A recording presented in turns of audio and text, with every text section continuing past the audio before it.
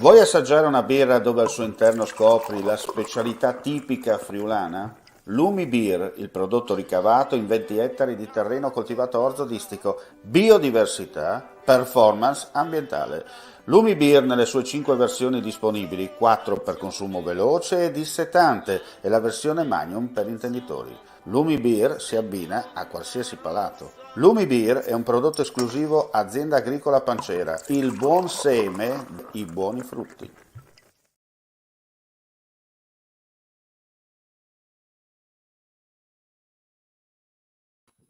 Ben ritrovati gentili amici e amiche alla visione all'ascolto a questo appuntamento live su friulitv.net.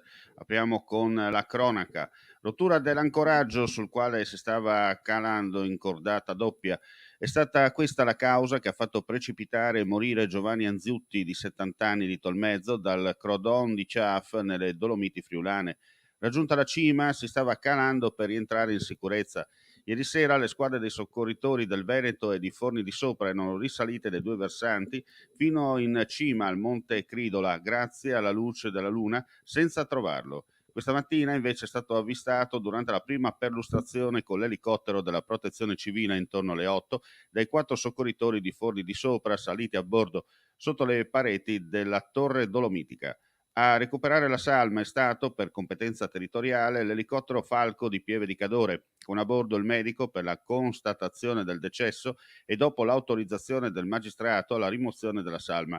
Anziutti, persona molto nota in Carnia e nell'ambiente dei frequentatori della montagna, era un escursionista esperto, presidente di Leggi Montagna e con incarichi nell'Asca. Era anche consigliere all'interno del CAI di Forni di Sopra.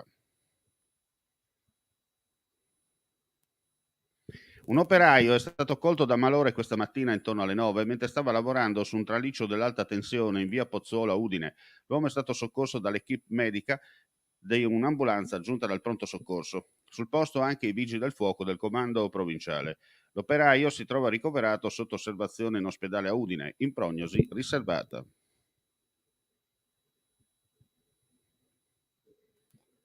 Un giovane di 28 anni, sloveno, in detenzione domiciliare, è stato arrestato dai carabinieri di Trieste per evasione e violenza sessuale aggravata ai danni di 2 ventenni stranieri in vacanza nel capoluogo regionale.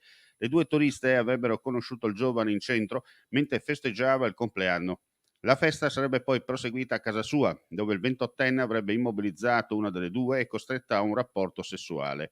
Anche la seconda avrebbe subito abusi da parte dello sloveno mentre si allontanava dalla festa. Lui l'avrebbe seguita, bloccata e molestata.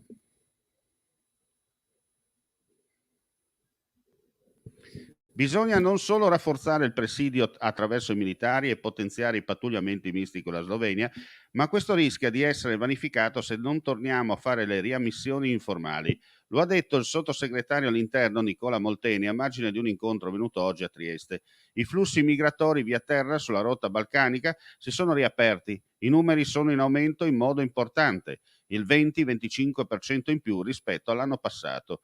La necessità è che ci sia una scelta politica seria di tornare alle riammissioni informali per dare un segnale di attenzione da parte del Paese alla rotta migratoria.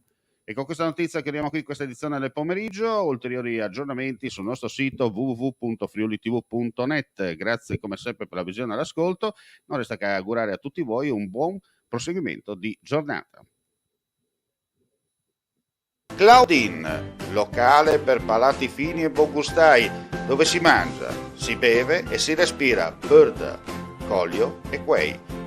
Sono Claudia Zano e vi aspetto con le mie specialità. Cosa aspettate? Claudine, food, wine, music e sei in pole position.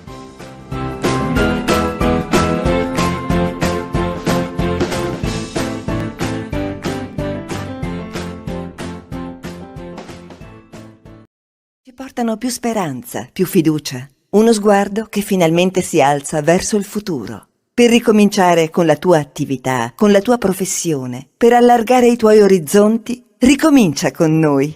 Contatta il nostro ufficio pubblicità. È il momento giusto per ripartire insieme. Chiamaci ai nostri contatti